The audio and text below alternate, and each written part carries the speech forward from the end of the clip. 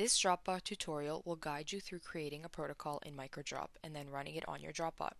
This tutorial builds upon the topics covered in our earlier videos, so be sure to review those first before starting this one. Let's get started. Begin by launching the Microdrop application on your computer and connecting your DropBot via USB. In the Microdrop interface here to the left, you will find the protocol editor. At the top of the protocol editor, you will see 5 buttons that can be used to navigate between steps in your protocol. Let's go through what each button does. When a step of your protocol is selected, you will see it highlighted in gray or blue. If you are at the last step of the protocol, then the forward button can be used to add blank steps to it. When you have multiple steps in your protocol, the forward button along with the backward button are used to navigate between the steps of your protocol. The skip backward button will bring you back to the top of the protocol, while the skip forward button does the opposite and brings you down to the very last step in your protocol. If you prefer the keyboard, press A to jump to the top, F to jump to the end, S to move one step back, and D to move one step forward. Finally, the play button will run your protocol from whichever step is highlighted. While your protocol is running, the play button changes to pause, allowing you to stop at any time. Also, note that while the protocol is running, the protocol editor is locked, preventing accidental changes. If you right-click any row, it will reveal editing tools. You can insert a blank row above the current step, delete or cut selected rows, copy and paste rows before or after the current position, select or deselect all rows, and invert a selection. Standard shortcuts work too. Control-C to copy, Control-V to paste, Shift-click for adjacent selections, and Control-click for non-adjacent selections. The field columns for each step can also be adjusted depending on what is needed in your protocol. For more information on what each field does, please refer to our Microdrop Basics tutorial linked below. Now, let us build a 6-step demonstration protocol that dispenses 2 single unit droplets, merges and mixes them, and finally parks the mixed droplet in an empty reservoir. First, let's start by adding some more blank steps to the protocol. Labeling comes in handy when you need to keep track of lengthy protocols. Step 1 will be the loading step. I will add a message to this step, which will prompt the user with a message when the protocol is run to load 6 microliters of reagent into the selected reservoirs. Then, I will activate the 2 reservoir electrodes, 26 and 85, where I plan to load my liquids. You will see when I run the protocol that my message will appear in a pop-up window, and the system will wait at that step until the user clicks OK. Note that the electrodes will be actuated before the confirmation is received. This is a handy feature to pause the protocol automatically so samples can be loaded into the designated reservoirs or for any other operation that may require user confirmation. I will keep the duration for the step at default, which will keep the electrode on for only 1 more second once the confirmation is received. Step 2 will be the dispensing step. Here we will use a path instead of a stationary electrode. In Microdrop, a path, also called a route, is a chain of electrodes that the software energizes one after another so that the droplet follows that track across the chip. You create a path by pressing and holding the mouse button on the electrode where the motion should begin, then dragging up to the electrode where it should end. If you draw it from the reservoirs, it will be orange in color.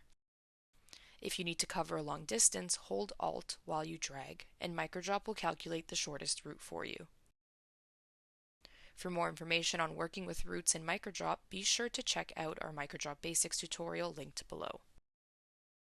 In this demonstration, I am drawing 2 separate paths from the reagent reservoirs to electrodes 16 and 79, where I want the single unit droplets to be formed. After I release the mouse button, the routes are highlighted. With the trail length at 2, so a droplet is always pulled forward by 2 active electrodes, and the duration at 1 second, each droplet will move smoothly to its destination, ready for the splitting step that follows. Step 3 will be the splitting step. This step will produce the single unit droplets into the chip. Start by clicking on the electrode where you want your single unit droplet to form, followed by a path from that electrode back into the reservoir. That will pin the single unit droplet on that electrode while the rest of the liquid will pull back to separate.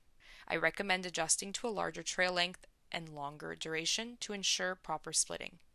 I set the trail length to 4, so when the step starts, the droplet stretches as far as possible, and the duration to 2 seconds so there is enough time between the sub-steps.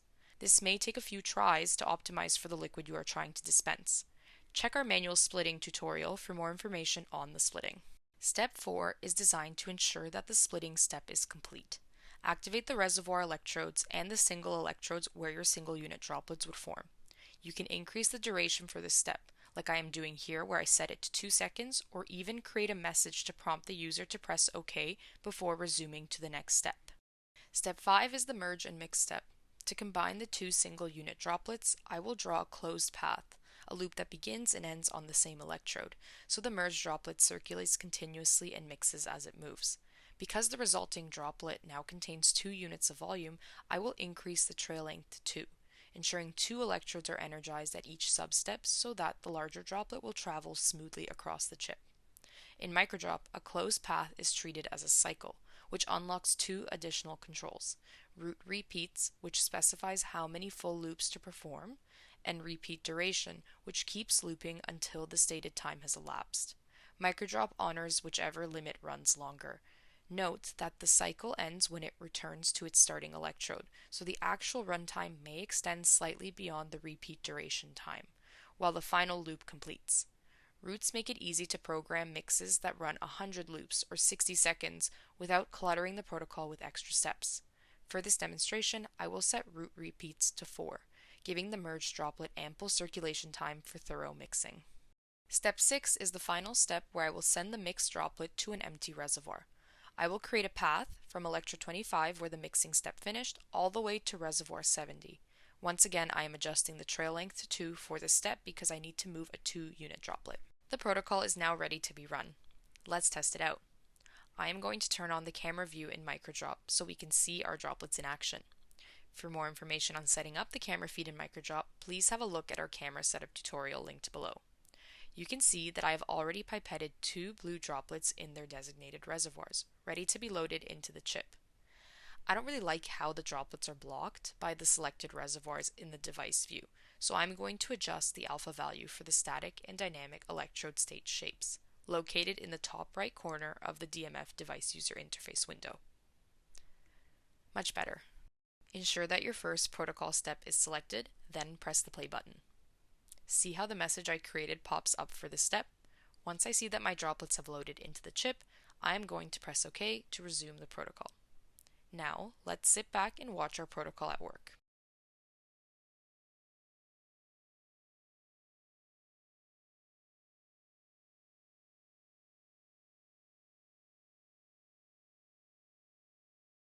Once complete, Microdrop asks whether to start a new experiment. Selecting yes increments the experiment number and stores all data in that experiment's folder. Note the device name and the experiment number if you wish to revisit those files later. To save your new protocol, choose File, Protocol, Save. Give the file a name and click OK. You can clear the protocol with File, Protocol, New, or reopen any existing protocol with File, Protocol, Load. All the protocols that have been made for this specific device layout file can be seen here. Select the one you wish to open. You are now ready to run your experiments. Thank you for watching this tutorial. If you found this helpful, be sure to like and subscribe for more DropBot tips and tricks.